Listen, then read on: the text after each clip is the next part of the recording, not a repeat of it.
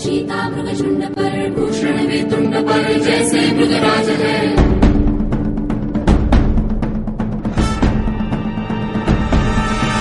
तेजतम अंश पर, खंडजमी कंस पर, धूमलिच्छ वंश पर,